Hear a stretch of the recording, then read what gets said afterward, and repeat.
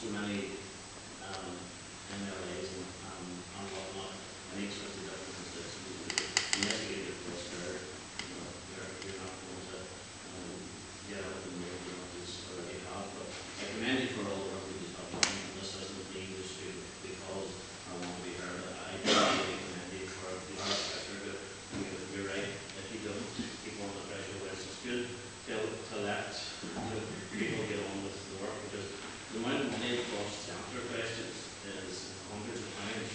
So that's unfortunately when you start putting in questions and member MLA putting in questions, it's hundreds and thousands of pounds if you calculate all the questions that have been answered. But nonetheless, you're right to do that. You're right to put the questions in. But I think that keep up the pressure. Put in your best, and at least it's there. Can I ask, will you be supporting the motion when it comes up? I will. I can't speak for the minutes. There are 38 of us. I will. And that's solely based upon this man and his power of persuasion. I'm happy to the reality is, but this is what I mean. The reality is that each and every one of you and your colleagues and friends that are out on the river, these are the people that make us decide what the issue that we're most important on. There's people like me that have never been on, or personally have never been on a river and wouldn't know. I thought you were talking about tags for cows earlier,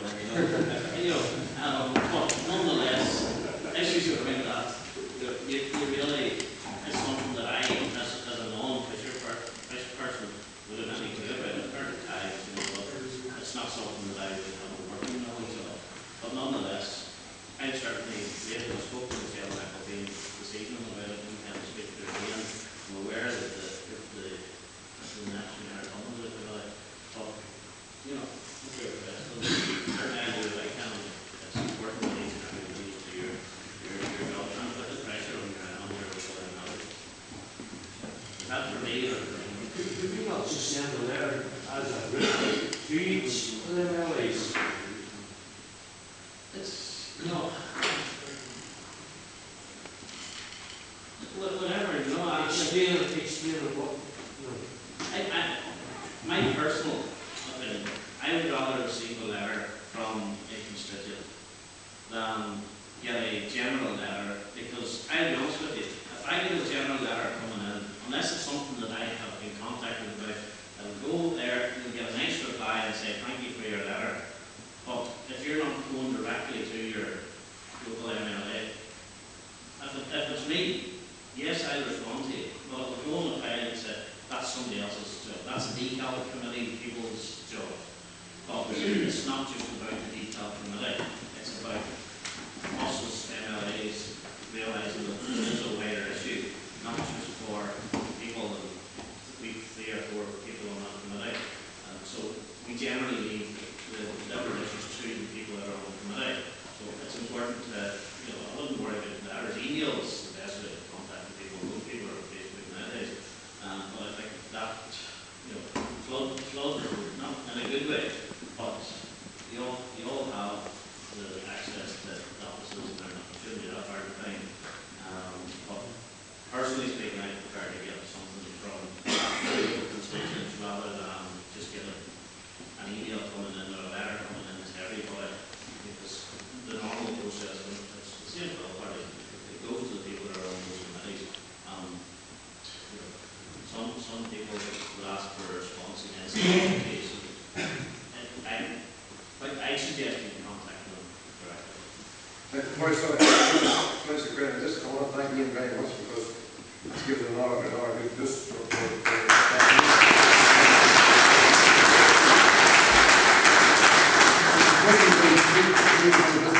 with 10 minutes here. I know there's been one ask questions, and we should really hear 3 minutes now. But first of all, I have to read out this letter from the O'Magners. I can find it, but this is a letter from the O'Magners regarding a article in the newspaper. O'Magners Association fully supports the No to Sandness campaign, but wish to point out that we are not the lead group in this campaign. A recent headline in the Tyrone Herald may have unfortunately misled readers into believing that this campaign was launched by Oma Anglers Association. The campaign is directed against the use of decal licensed nets. The campaign group has succeeded in securing the intervention of the Minister for Decal and calling for voluntary cessation of netting for 2012. Mr S. Donnelly is to be commended for initiating this campaign, which highlights the issues regarding salmon nets off the north coast of Ireland, which have been licensed by Decal and are taking large numbers of salmon every year. We have recently been proactive in encouraging support for this campaign within our membership by providing access to the online petition via the Oma Anglers website. But take no credit for this campaign and wish to acknowledge the progress made by those involved in bringing this issue to the attention of the relevant strong representatives. The recent article by Alan Rogers of the Tyrone Herald on the 16th of the 1st, 2012 was also inaccurate in suggesting that our chairman, Mr. B. Rogers, has called for a catch and release policy to be introduced in the FOIA system from the 1st of May until October 2012. This would have a detrimental impact as it would allow fishing for capture and retention of salmon to take place in October when the fish are almost ready to spawn. The club perspective is rather that catch and release could be employed up to the 1st of May and after the 1st of October, and it has also been suggested that the Loch Agency consider significantly reducing the number of salmon tags issued to anglers on relevant waters. Oma Anglers clearly supports all conservation work being carried out within the FOIA system and actively encourages club members to employ catch and release methods to aid this work. It is my hope that this letter will clarify any misunderstandings caused by one of these articles. Kerry Smith, Secretary of the Oma Anglers Association. So thanks very much. And just to say that, boys, that the Oma Anglers Association are a big part of this group. You know, they made the whole move of coming here, I think it was the second meeting, and have been in attendance to every meeting. But to say that you're not part of this, you're a major part of this group by attending. As every person here tonight, if you attend these meetings, you're affiliating yourself to this campaign and you're showing your support. And I thank you personally for doing it, and I hope we continue to do it. Now, the other thing we have to do here is just to read out this there are briefing sheet, and basically just want to have a show of hands to say that everybody's in favour so that we can go forward with this in the future. Who we are. The No Salmon Nets, I emailed this to a lot of people anyhow, so you sort of maybe have read it.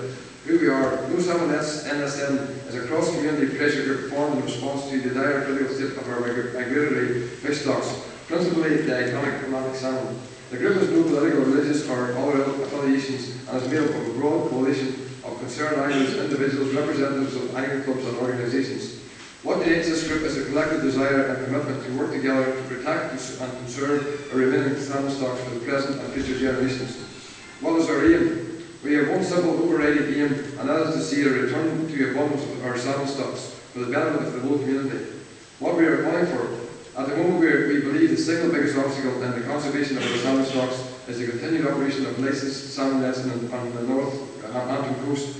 We are therefore calling for the immediate removal of the remaining 6 salmon nets which are licensed annually by the Department of Multi-Artificial Measure, DECAL. Why are we calling for this? The state of salmon stocks today. Salmon owners all over Ireland are under pressure like never before. The situation has reached critical levels in many areas, and many rivers in the south now closed, while others have severe restrictions enforced. The situation in the north and the DECAL jurisdiction is particularly precarious. Here, most of, if not all, rivers are not meeting their conservation limits. Put simply, this means they are not getting enough salmon returning to the rivers each year to sustain the population in the long term. What has been done? Anglers are only too aware of the state of our salmon stocks and are taking action to reverse this trend.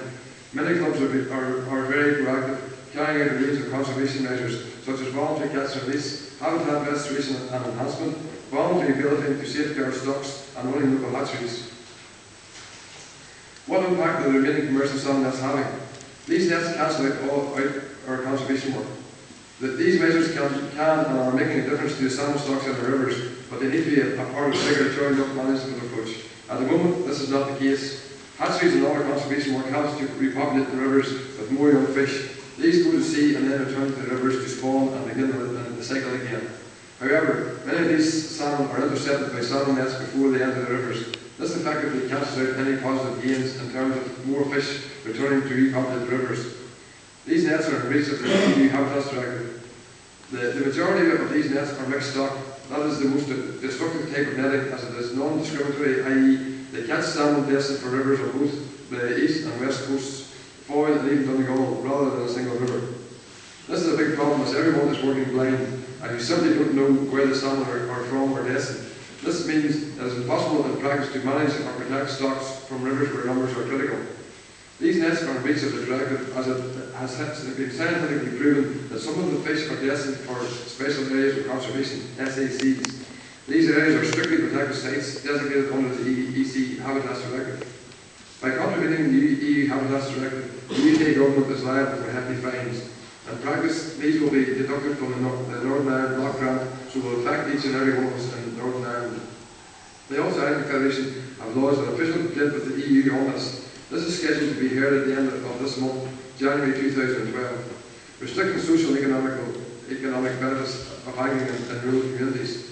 These nets bring in approximately 61,000 per year to the public purse, while angling tourism has been calculated at over 6 million per year.